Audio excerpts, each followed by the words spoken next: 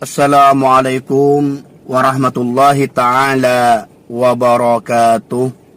Bismillah, alhamdulillah, wassalatu wassalamu ala rasulillah Sayyidina Muhammadin wa ala alihi wa sahbihi wa mawala. Wala hawla wala quwwata illa billah. Para sahabat yang dimuliakan oleh Allah subhanahu wa ta'ala, semoga para sahabat dan keluarganya diberi keberkahan, kebahagiaan, dilancarkan segala urusannya, diberi kesehatan. Amin Allahumma amin. Sahabat, kami akan membahas tentang keharmonisan, keromantisan Kanjeng Nabi Muhammad sallallahu alaihi wasallam bersama istri-istrinya. Di sini kami cuma mau membahas 6 poin, yang mana banyak lagi keharmonisan Rasulullah sallallahu alaihi wasallam, tapi kami fokus membahas 6 topik, 6 poin yang seharusnya dilakukan oleh kita semua sebagai keluarga, pasangan suami istri. Berharap semoga agar keluarga kita, pasangan kita menjadi pasangan yang romantis, harmonis, sakinah, mawaddah, warahmah. Amin Allahumma amin. Jadi di sini ada beberapa keromantisan Rasulullah sallallahu alaihi wasallam yang seharusnya ditiru, yang mempunyai kekuatan energi mistik seperti mahabbah pelet jika kita lakukan. Yang pertama, keharmonisan, keromantisan Kanjeng Nabi Muhammad sallallahu alaihi wasallam yang harus kita tiru adalah mandi bersama. Mandi bersama. Jadi Kanjeng Nabi Muhammad sallallahu alaihi wasallam mandi bersama istri-istrinya dengan Ummu Salamah, dengan Siti Aisyah, wa Maimunah dan lain sebagainya. Jadi Kanjeng Nabi Muhammad sallallahu alaihi wasallam di dalam hadis sahih Al-Bukhari dan Muslim diriwayatkan dari Siti Aisyah radhiyallahu anha, anna Nabi sallallahu alaihi wasallam kana yaghtasilu huwa wa zaujatuhu min ina'in wahid. Bahwasannya Kanjeng Nabi Muhammad sallallahu alaihi wasallam yang diceritakan oleh Siti Aisyah, yagtasil, Kanjeng Nabi itu mandi dengan istrinya dari satu bejana, dari satu tempat mandi. Ingat sahabat, zaman dulu dan sekarang berbeda banget. Berbeda sekali tentunya di dalam istilah kamar mandi. Sekarang ada shower dan lain sebagainya. Dulu hanya seperti gentong, bejana yang diisikan air gitu. Jadi ngambilnya dari gentong seperti itu, dari bejana. Jadi Kanjeng Nabi Muhammad sallallahu alaihi wasallam, tapi tentunya sahabat perlu diingat bahwasanya bejana yang ada airnya itu juga di dalam ruangan khusus yang dinamakan kamar mandi, yang ada satir-satirnya. Jadi Kanjeng Nabi Muhammad sallallahu alaihi wasallam mandi di kamar itu, di kamar mandi di satu bejana bersama istrinya. Ketika istrinya yang mengambil air, Rasulullah sallallahu alaihi wasallam hatta yaqula laha, berkata kepadanya, abkili, sisakan aku air, jangan habisin, sisakan aku air, sisakan aku air. Seperti itu sabda Kanjeng Nabi Muhammad sallallahu alaihi wasallam, tapi dengan penuh canda dan senda gurau. Wa taqulu hiya abkili, ketika Kanjeng Nabi mengambil air, istrinya bilang, sisakan aku air. Karena apa? Karena airnya itu sedikit sahabat. Airnya sedikit, hampir habis. Hadis ini muttafaqun alaih, diriwayatkan oleh Imam Bukhari dan Muslim. Dalam syarah Sunan Nasa'i dijelaskan, wa dzalika min babil mudha'abah. Maksudnya sisakan aku air itu adalah dari bab mudha'abah, senda gurau, bercanda. Karena apa? Al-ma'u yaqillu, karena airnya memang sedikit, tambah sedikit, seperti itu. Ini di dalam syarah Sunan Nasa'i. Terus di dalam kitab syarah Matan Abi Syuja, jadi sahabat ya manfaatkan mandi bersama itu, walau sahabat telanjang, tambah romantis, tambah telanjang, tambah romantis tentunya sahabat.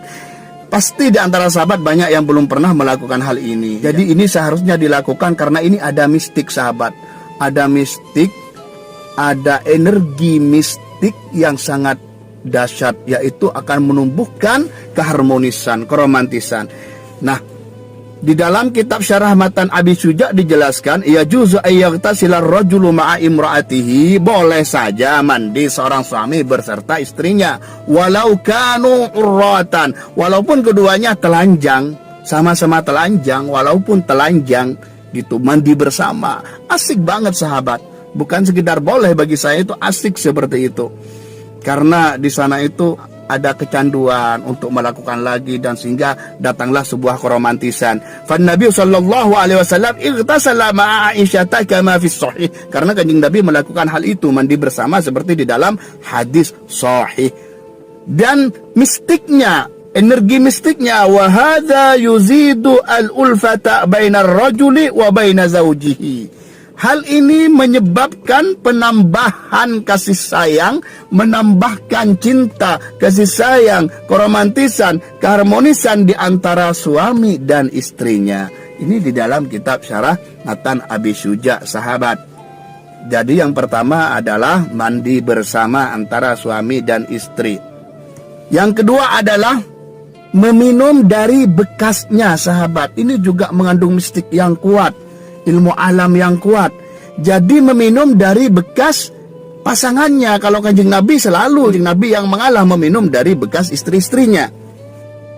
Jadi seperti riwayat yang diceritakan oleh Siti Aisyah, an Aisyah taqalat untuk asyrabu wa ana haidun. Saya pernah dahulu kala meminum dan saya haid. Ceritanya Siti Aisyah. Thumma unawiluhu an-nabiy sallallahu alaihi wasallam. Kemudian saya menyerahkan wadah yang buat saya minum itu kepada Kanjeng Nabi Muhammad sallallahu alaihi wasallam. Saya serahkan. Ketika Kanjeng Nabi mau meminum, fayada'u fahu, maka Kanjeng Nabi itu meletakkan mulutnya, bibirnya ala maudhi'i fiyya, atas posisi bekas mulut bibirku ditaruh di wadah itu. Fayashrab, maka kemudian Rasulullah sallallahu alaihi wasallam meminum. Jadi dipersiskan. Jadi diperhatikan istrinya minum dari posisi mana. Ketika meminum, suaminya diarahkan pada posisi bekas istrinya meminum, bibirnya menyentuh di sana. Maka jika itu dilakukan, akan menambahkan sebuah kasih sayang, ada energi mistik seperti pelet seperti itu, sahabat. Ini namanya pelet alami, mahabbah alami. Wa ata'arraqul arqa, dan saya pernah juga meminum kuah, wa ana haidun, dan saya haid. Tsumma unawiluhu an-nabi sallallahu alaihi wasallam, kemudian saya memberikan kepada Kanjeng Nabi Muhammad sallallahu alaihi wasallam, fayad'u fahu ala maudhi'i fiyya. Kemudian Rasulullah meletakkan bibirnya di posisi di tempat bibirku minum. Fayashrab, kemudian Rasulullah kalau sudah pas bibirnya di bekas bibirku, maka Kanjeng Nabi meminumnya. Di sini wa ata'arraqul arqa menandakan bahwasanya kita melakukan penempelan bekas bibir kita kepada bekas bibir istri yang meminum atau pasangan yang meminum. Tak harus pada peminuman yang seperti air, teh, bisa lainnya yang berupa kuah atau apapun yang intinya menempelkan bibir pada gelas itu, pada wadah itu. Ini yang kedua, sahabat ya, meminum dari bekasnya. Kita lanjutkan pada posisi yang ketiga, keromantisan Kanjeng Nabi Muhammad sallallahu alaihi wasallam. Jika sahabat melakukan ini, berharap dapat barokah, manfaat, dapat hikmah atau mistik, energi positif yang didapat dari ini, berkah kesunahan Kanjeng Nabi Muhammad sallallahu alaihi wasallam, sehingga pasangan kita tambah nempel. Yang ketiga adalah tidur di pangkuannya. Ini tidur di pangkuannya ya. Seperti diriwayatkan oleh Siti Aisyah, annan Nabi sallallahu alaihi wasallam, bahwasanya Kanjeng Nabi Muhammad sallallahu alaihi wasallam kana yattaki'u fi hajri. Kanjeng Nabi itu bersandar di pangkuanku, maksudnya tidur di pangkuanku, wa ana haidun, dan saya dalam keadaan haid. Tsumma yaqra'ul Qur'an, kemudian Kanjeng Nabi membaca Al-Qur'an. Muttafaqun alaih, hadis ini ada dalam Bukhari dan Muslim. Jadi sahabat, ini Kanjeng Nabi tidur di pangkuannya Siti Aisyah dan membaca Al-Quran. Kalau sahabat, ini tentunya Kanjeng Nabi lakukan di saat waktu renggang, santai, seperti itu. Jadi jika sahabat melakukan hal ini terus tidak hafal Al-Quran, kan bisa baca dari HP Al-Quran, kalau tidak ya zikir, kalau tidak ya merayu. idkhalus surur, yaitu menggombal lah kayak gitu kepada pasangannya, atau salawat-salawat religi dan lain sebagainya. Dan kalau biasa melakukan ini, insya Allah juga akan ada mistik yang terdapat di dalamnya, yang menumbuhkan rasa cinta kasih sayang pada pasangan untuk kita tambah besar. Yang keempat adalah sahabat lomba lari. Jadi sahabat sering-seringkan olahraga bersama di pagi hari, lari pagi, lakukan atau di halaman rumah dan lain sebagainya. Ini Kanjeng Nabi Muhammad SAW sering lomba lari bersama Siti Aisyah. Kanjeng Nabi Muhammad SAW seperti diriwayatkan oleh Siti Aisyah sering berlomba lari dengannya. Siti Aisyah menceritakan, kharajtu ma'an Nabi sallallahu alaihi wasallam fi ba'di asfarih. Saya pernah berjalan bersama Kanjeng Nabi Muhammad sallallahu alaihi wasallam, keluar bersama Kanjeng Nabi di sebagian perjalanannya. Wa ana jariyah, saat itu saya masih remaja. Kata Siti Aisyah, lam ahmilil lahma, saya masih belum berlemak, berdaging. Saya masih remaja, walam abdun, dan saya juga masih belum gemuk. Faqala linnas, maka Kanjeng Nabi berkata kepada manusia, maksudnya sahabat-sahabatnya, taqaddamu, dahulu, kamu duluan berangkat kamu. Fataqaddamu, maka kemudian para sahabat itu berangkat duluan, meninggalkan Siti Aisyah dan Kanjeng Nabi Muhammad sallallahu alaihi wasallam. Ketika Nabi Muhammad dan Siti Aisyah berdua di belakang, Nabi Muhammad berkata kepada Siti Aisyah, qala li, Kanjeng Nabi Muhammad berkata kepadaku, ta'alai hatta usabiqaki, kesini, ayo kita lomba lari sehingga aku akan mengalahkanmu. Kata Kanjeng Nabi Muhammad sallallahu alaihi wasallam.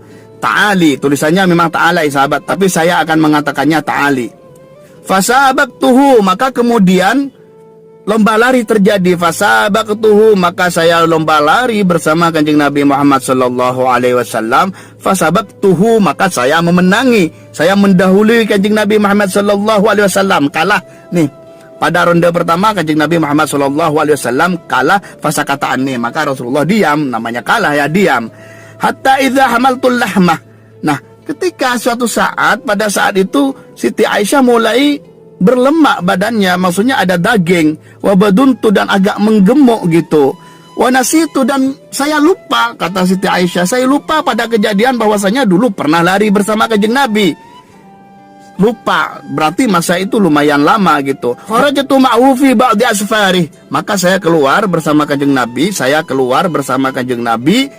di sebagian perjalanannya. Faqala linnas, maka Kanjeng Nabi mengatakan kepada manusia, kamu duluan, kalian duluan, berangkat duluan. Taqaddamu fataqaddamu, maka mereka duluan. Tsumma qala, maka kemudian Kanjeng Nabi berkata kepada Siti Aisyah, ta'ali hatta usabiqaki, kesini, ayo kita lomba lari, aku akan memenangkan, aku akan mengalahkanmu. Fasabaqtuhu, maka kemudian lomba lari saya bersama Kanjeng Nabi Muhammad sallallahu alaihi wasallam. Kata Siti Aisyah, fasabaqoni, tetapi pada saat ini fasabaqoni, maka Kanjeng Nabi Muhammad sallallahu alaihi wasallam yang memenangkan, mengalahkan aku, dia mendahului aku. Faja'ala yadhaku, hal ini menjadikan beliau tertawa gitu, kayak suka banget gitu, tertawa karena Rasulullah menang. Akhirnya Rasulullah tertawa, wa huwa yaqul, dan Rasulullah berkata, hadhihi bitilkas sabaqah, inilah balasannya dulu aku yang kalah dengan kamu lari. Seperti itu sahabat. Jadi Rasulullah sering bercanda, lari bersama, lomba lari dan lain sebagainya. Jadi saya bisa pastikan banyak di antara sahabat-sahabat yang belum melakukan lomba lari, atau bahkan dalam seumur hidupnya tidak pernah. Ini Rasulullah Shallallahu Alaihi Wasallam sering melakukannya. Ini riwayat dari Siti Aisyah. Dengan yang lain, sama dengan mandi tadi, yang riwayat yang lain itu banyak. Yang mandi tadi itu ada dari Ummu Salamah dan lain sebagainya. Yang kelima sahabat adalah bersihkan mulut atau bersikat. Jadi yang kelima ini penting sahabat ya. Bahwasannya kita ini kadang suami istri tidak menjaga kebersihan mulut. Padahal kita ini bisa loh untuk menjadikan selalu romantis dengan menjaga bau mulut. Masa kita mulut belum steril, tidak sikatan, bau, mau kecupan, kita tahan, jangan mau gitu. Kalau kita belum steril, pamit, tunggu. Intinya saran kami, jangan pernah melakukan kecupan bibir, jangan pernah melakukan hal itu dalam keadaan Anda tidak steril, dalam keadaan kita bau, jangan. Itu bikin pasangan trauma, enggan. Jadi usahakan setiap melakukan itu steril. Usahakan juga ada permen. Kamu sakit gigi, ada sebagian orang yang enggan memakan permen karena sakit gigi, padahal dia nggak steril gitu kan. Seharusnya pakai permen dalam berapa saat saja untuk kecupan, sehingga tidak ada bau-bau negatif keluar dari mulut kita untuk pasangan, sehingga pasangan suka selalu kecupan dengan kita, terus ketagihan dan lain sebagainya.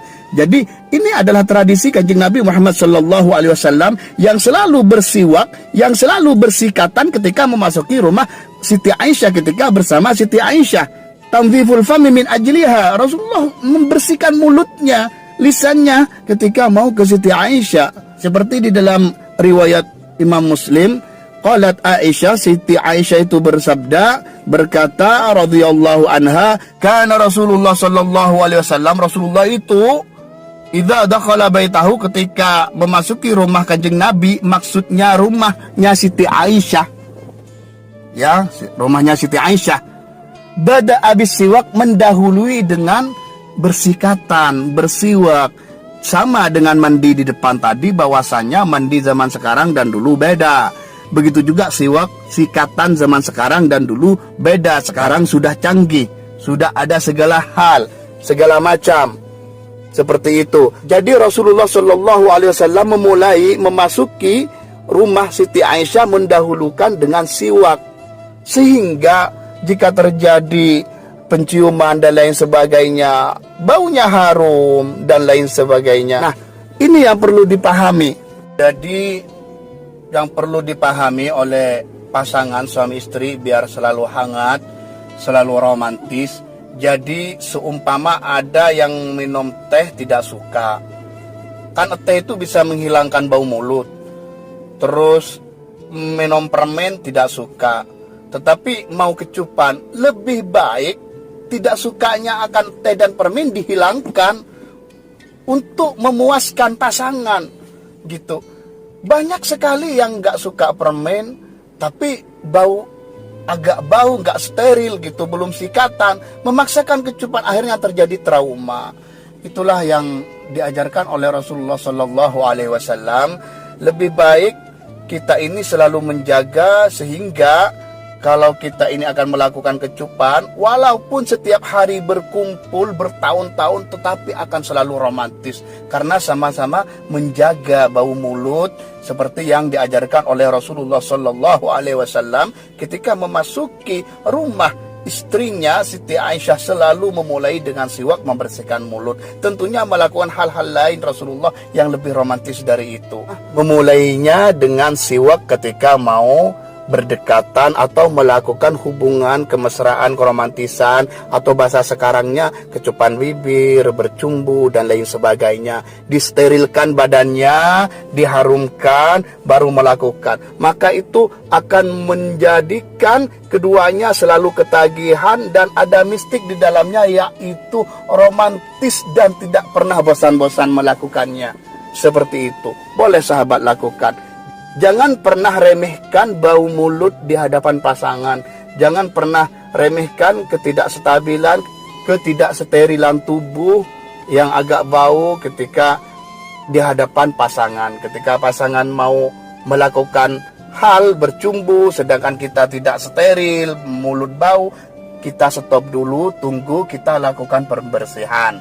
Kita sikatan dan sterilkan semua tubuh, baru kita kembali dan lakukan. Insya Allah akan penuh keromantisan dan ada mistik di dalamnya, yaitu bisa menjadi pelet ketagihan untuk pasangan bersama kita. Yang terakhir adalah yang nomor 6, yaitu membantu dalam pekerjaan rumah. Rasulullah Shallallahu Alaihi Wasallam ini orang Barat mengatakan orang yang paling berpengaruh di dunia, nomor 1 di dalam agama dan negara. seperti itu, agamawan dan politikus nomor satu. Kita semua tahu politikus otomatis raja, mempengaruhi. Nah, Rasulullah Shallallahu Alaihi Wasallam inilah yang menambah keimanan kami. Bagaimana tidak pernah memanfaatkan itu, sama posisi beliau dari dulu sampai akhir seperti orang biasa, tidak mengandalkan satpam, tidak mengandalkan pelayan dan lain sebagainya. Seperti hadis di dalam riwayat Ahmad dari Siti Aisyah radhiyallahu an, muawanatuha fi syu'unil bait, bahwasanya Kanjeng Nabi suka membantu istri-istrinya, Siti Aisyah dan lain sebagainya di dalam pekerjaan-pekerjaan rumah.